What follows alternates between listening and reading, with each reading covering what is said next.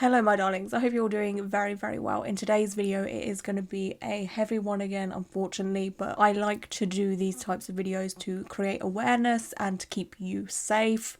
But this could be triggering to some because there are mentions of sexual assault and just very inappropriate behaviour that will be mentioned in this video. So if that's something that makes you uncomfortable, or if that is something that you can't listen to, I of course with my whole heart understand, and I'll just catch you in my next video. So I was sent this video by Josh, who is a moderator for my Facebook group, and I also believe I've been tagged in it on TikTok as well, so a few of you might have tagged me in this. But what we'll be discussing today is something that was documented by a TikTok creator that goes by the name of Tizzy Ent. I hope I'm saying that right, Tizzy Ent. In this TikTok, Tizzy documents an alleged crime that happened in August 2022 outside of a tattoo studio that goes by the name Patches Tattoo and Emporium. It's in Gulf Shores, Alabama. The aggressor in this crime is a tattoo artist by the name of Daniel Crain. He is 45 years old. What Daniel did is disgusting. It's something that no person should ever have to go through. He attacked his victim outside in a parking lot and then took his victim into the tattoo studio and sexually assaulted her. A young woman was found passed out in the parking lot of that tattoo parlor. Tattoo parlor is adjacent to a bar or club. I believe it's owned by the same person who owns the tattoo shop. And an artist from the tattoo shop named Danny Crain allegedly took that young woman into the tattoo parlor. And shortly after, two men allegedly walked in on Danny, sexually assaulting her. A tattoo artist who works in the tattoo studio witnessed the events leading up to the crime, and she told the police absolutely everything that she knew. Daniel was then of course arrested. Police were involved, and one of the other artists from the parlor, a woman, was a key witness in seeing some of the stuff that led up to that. And so she told the police the truth. So Danny was arrested, booked, and then released while police investigated the crime. After 2 weeks, he returned back to work and of course made the tattoo artist that talked to the police feel very uncomfortable. But a couple weeks after that, he returned to work at the tattoo parlor, which was more than a little uncomfortable for the female artist who had given her statement to police. She said in the weeks that followed, he became increasingly aggressive. Many clients complained about him. Garbage Job was treated awfully by Danny, who focused more on my cleavage than my tattoos. He allegedly harassed an underage girl at the shop. I thought I would take a deep dive look into these reviews. Danny was rude and condescending and unwilling to make adjustments to the design. He said we could not get a refund and knew we were unhappy with the size and design, although before we paid, he said he could easily do it. It was his way or we walk and lose our money. We will get it fixed with a trusted business that doesn't prey on tourists. Never felt more unappreciated, very condescending, dealt with Danny and couldn't be bothered. I feel like this place is the go-to if you want a little 1 hour tat, but if you want a session, you may want to go somewhere that is wanting your business. Read some good reviews on this place, but had a very different experience with Danny in particular. We were there on vacation and my two friends and I come in to get tattoos. We're told on the phone the day before that they opened at 12, got there at 12 the next day only to find they didn't open until 1. He was about 10 to 15 minutes late opening up, which wouldn't have been a big deal if he hadn't been rude from the beginning. With every question that we asked about prices and sizes, he was rude and arrogant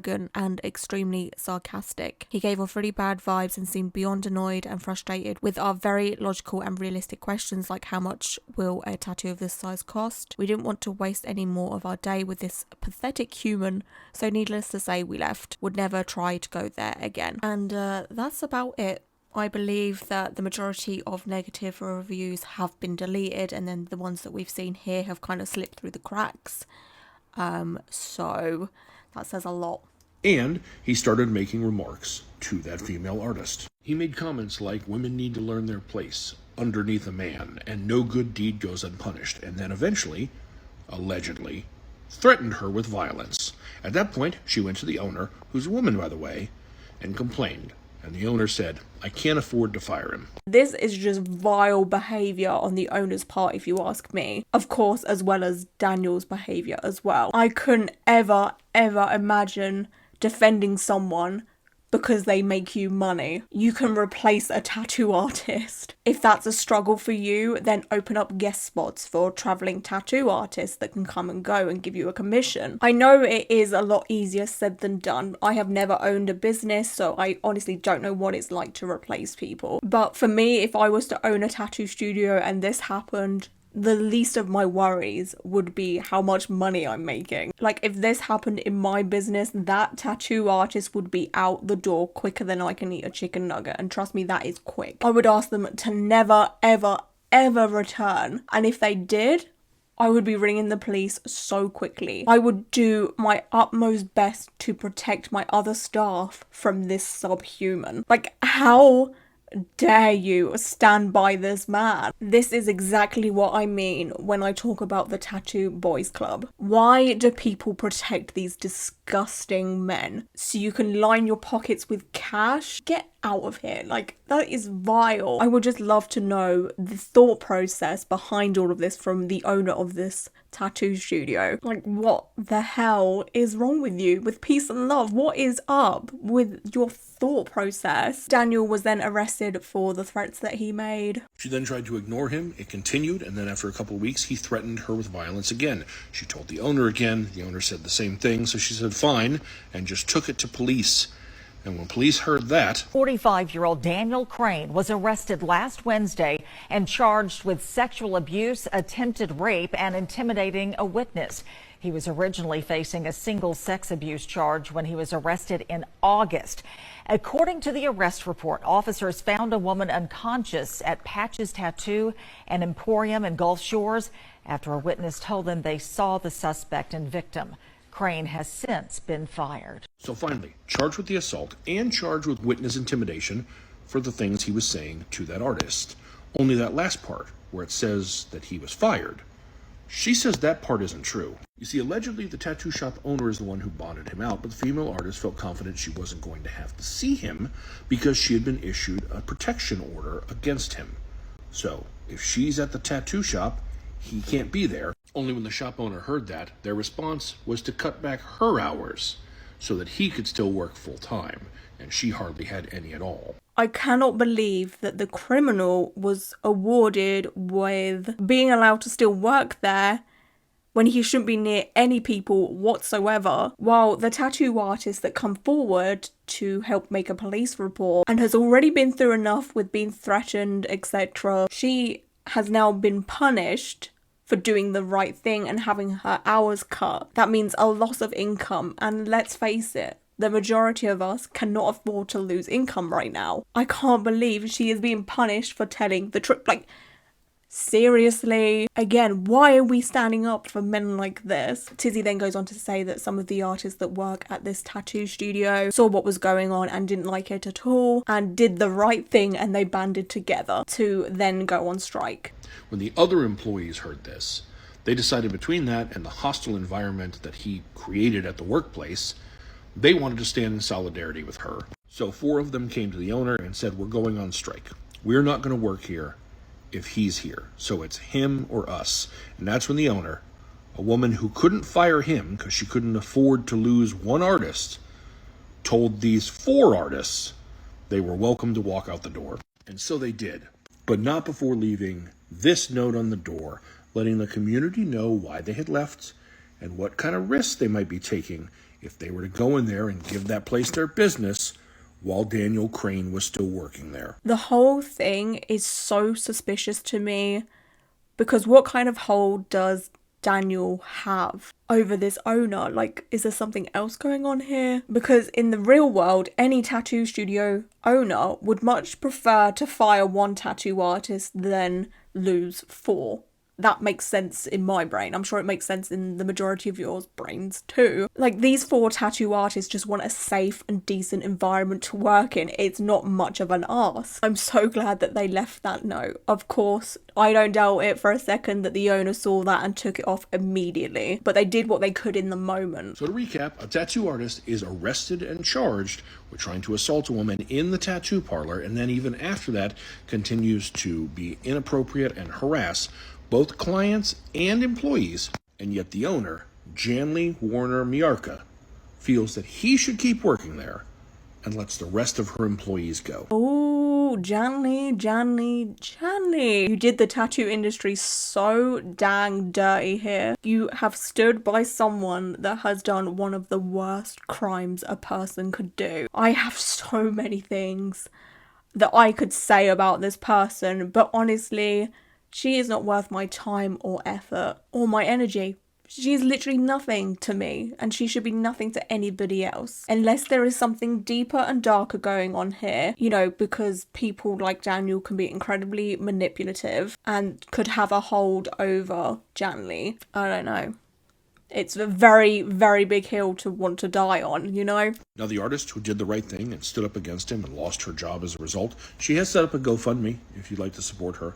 Just go search Tattoo Artist Strike Against Sexual Assault, and it's under Victoria there. Meanwhile, Gulf Shores, Alabama, I feel like there are probably plenty of options for a tattoo that's going to permanently be on your body, where it's not being applied by someone who is literally being charged with attempting to rape a woman in the very tattoo parlor where you're sitting. I will, of course, leave a link down below to the GoFundMe, and I, of course, myself have donated. There is an update to this. I have found this article, and it says, Gulf Shore tattoo artist charged with attempted rape, sex abuse, asks for trial delay so he can pay attorneys.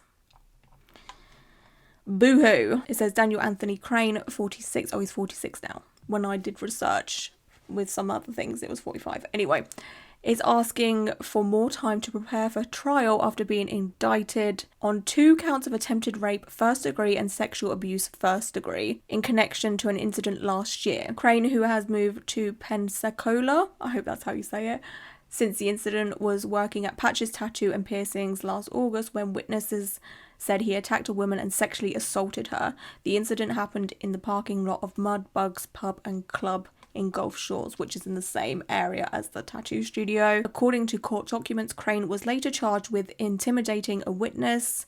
In the latest court filing, attorneys for Crain asked to continue the trial set for September 18th because Crain needs more time to pay for legal services. Again, boo-hoo. The defense states it needs more time to prepare for a trial and that the state has agreed to a delay. Crain was initially placed on GPS ankle monitoring, but since he moved to Florida, the judge in the case ruled he would no longer be monitored. This is why I wanted to make this video, to spread awareness. Should you be in the Florida area or anywhere in America and you see Daniel, do not go anywhere near him, okay? I don't know for sure, I can't say for certain, but I would imagine he is probably tattooing in some capacity, whether it's in a studio or from like an Airbnb or something, I don't know. But do not get tattooed by Daniel. Carries on saying, however, he is not allowed to have contact with the victim or be within a mile of her home. Crain is considered innocent until proven guilty. Like I said before, I do this type of content to make awareness because I want to make sure everyone is safe. I also want to highlight the fact that this happens in hopes that the shame of people exposing people like this will stop other people doing stuff like this. I don't know. It enrages me to no end. To be a tattoo artist is a privilege. To have people trust you as a tattoo artist is a privilege. Tattoo artists like this should not be allowed in the industry, and this is something I strongly believe in. It's also something that I want to help eradicate. I'm obviously just one person with a YouTube channel, but I have a platform here and I am using my voice that is getting very tired. Yeah, I am just one person with a platform, which is a very high privilege, and if I don't use it for good, then what is the point of having this platform, you know? And this is something that I strongly have feelings for, and it's something that enrages me to absolute no end. I've covered topics like this before. I did one recently about a tattoo artist in Seattle, and that's what prompted me to do charity merch, where all the profits go to charities that help people that have survived sexual assault. The charities are Rain and Survivors Trust. I also just want to be fully transparent about how much has been donated so far. I have posted this on social media, but I thought I'd put it in a video as well. This was from the first round of donations. From the first round, divided in half, each charity would have got £147. I then donated to each charity to make it £200 for the both of them. And then this is the second donation. The full amount was £133.35p, and then I split that in two. Obviously, in this case, if you want to donate money to anybody, it would probably be more beneficial if it goes to the people that are affected with this specific case. Like I said, I will link the GoFundMe down below. Money directly going to them will help them a lot more, as opposed to my charity merch where it just goes to charities and then that money is used by the charities to help other victims of sexual assault, etc. Either way, any help is good help, right? I just want to say thank you so much for allowing me to bring light to this type of thing, and I'm sorry that it is such a heavy topic. I appreciate you all so much. Thank you for being here, and until my next video, bye.